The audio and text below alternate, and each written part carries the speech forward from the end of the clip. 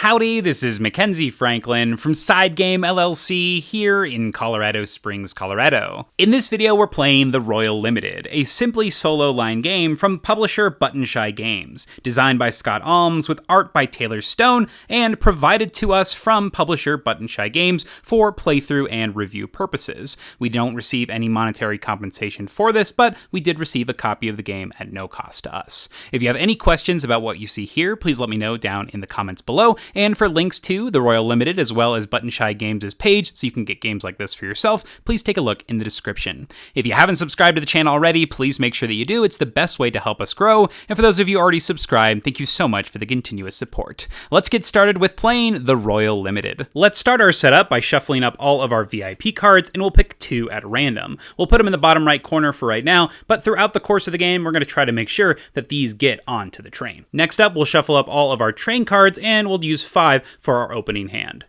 The last thing we need to do is set our round counter with this green side on top to show that we have 4 rounds of play. With our hand revealed, we are ready to begin. In the Royal Limited, our goal is to build up a train by putting these train cars out into this main area and then filling them with different passengers by tucking in the tickets like so. Now, in order to play a train car, we're going to have to discard cards based on the value of the train card. So to play this 2, I would need to discard 2 other cards from my hand. But for the 0, I could just play this one for free. But when I'm putting in a passenger, I need to make sure that the number either matches the color or that it matches the exact same number. So I could put this one in there because it is indeed a red. So that would be fine. And when we're putting them as passengers, we don't have to pay the cost. So this would be able to be played without discarding any cards. If we're putting 2 cars next to each other, the next car has to be a different number and a different color. So I could put that 0 blue there. And since it's a 0 cost, I don't have to discard any cards either. So our goal is to try to play out this giant train and then fill it with all these passengers. But we also have 2 random VIP passengers that have specific conditions for how to get them into the train. In this game, this one says wild, placed between 2 passengers whose total value is 3. So these tickets need to be like 1 and 2. That'd be a value of 3, so that'd let us play J Hull. And then L Davis here says that the train must have at least 3 cars placed in the lowest valued unoccupied car, and it's yellow, which means that I have to play it in a yellow car. So I need to set up stuff for that as we play. We're going to be scored based on how many cards are left in our deck and playing area by the end of the game. If we can get all of the cards played perfectly, we are Royal Conductor. If we can get all but 2, we are Beginner Conductor. But if we have 4 or more, we lose the game. So we're trying to make sure that we're getting rid of at least all but 4 cards into our large train here by the end of the experience. And one last thing before we begin, when we actually start putting passengers into train cars, that's when we get to use the effects of the trains. They have some effect that triggers whenever you fill them with passengers. Usually, the higher the number here, the better the effect is, and then the lower, the worse the effect. But they're going to give us some manipulation and ways to control things, maybe get some extra card draw and move passengers around. We'll see in a bit. Now that you know what's going on, let's begin the game with our first round. Now, looking at our different VIPs, we need to have at least 2 passengers whose total value is 3 on the sides of J Hull.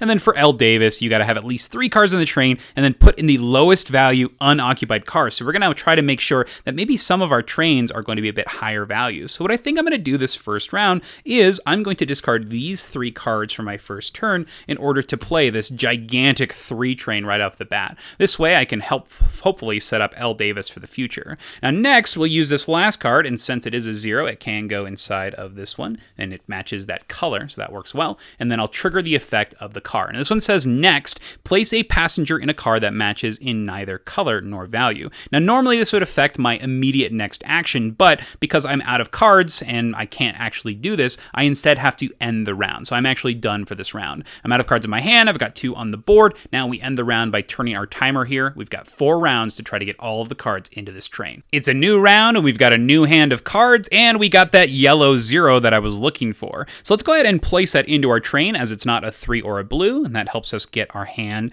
onto the board there inside of our actual car. And then let's look at the other options that we have. We can't play these as train cars. We could play these, and that would give us the 3 cars that we need. So I think that's what we're going to do. Now, looking at the different options here, I think I'm going to discard this yellow 3 in order to play this 1 blue. And next up, we'll play this, we could go ahead and put this 1 yellow out there. I think that's what I'm going to do as well. Just trying to play as many train cards as I can. Oh, I can't do that though, because it's a 1 and a 1, so I can't actually play that there. So instead, what I'll do is I'll place this 2 ticket inside here, And that way, I've got a passenger all set up there. And this says I choose an adjacent car and I trigger its effect. So this one says discard a card from my hand. So unfortunately, I do have to discard that. But now we're all set up. We have L. Davis. We've got our train card that has at least 3 cars, placing the lowest value unoccupied car. Heck yes, it works. Mr. Davis is now where he needs to be. So all I've got is J. Hull, and it needs to go between 2 passengers whose total value is 3. So I'm looking to get a 1 passenger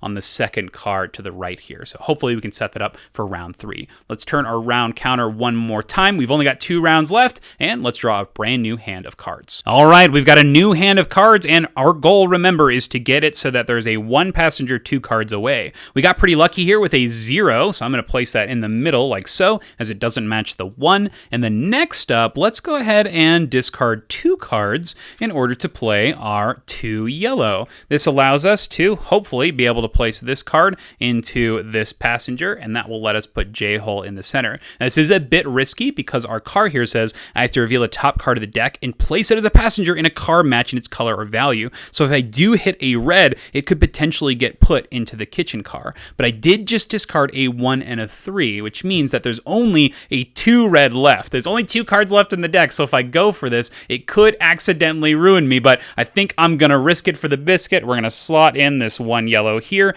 and then, oh, don't fail me now. Let's see what happens. It is it's a 2 red. Unfortunate. That means that we did miss out on our strategy here, our plan, but we're going to have to live with our consequences. And this says, next, I have to place a passenger in a car such that the 2 cards have a total value of 3. Don't have any cards, so I get to skip that next effect, and I'll just end the round, and that puts us into our final round of the game. Will I have time to play J. Hull? I need to get a 2, but it looks like I have 2, 2, 2 already there, so I think we're unfortunately going to have J. Hull stuck outside of the train for the end of this game. Moving on to the last round, we only have 3 cards left in the deck, so that's all that we draw. We got to cram as many of these into the train as possible. I'm going to discard 1 card in order to play this red 1 into our train, and then lastly, we've got this red 3 that we can slide in because it matches the color. We can't trigger the effect here. We do it to the best of our ability, but we can't move any passengers, so that's where we're at, and we'll go ahead and end the playthrough there. Unfortunately, we had 2 cards remaining in our deck. We had the 3 yellow as well as our second VIP here, J. Hull. So next time, maybe we shouldn't be as risky, as it was a 50-50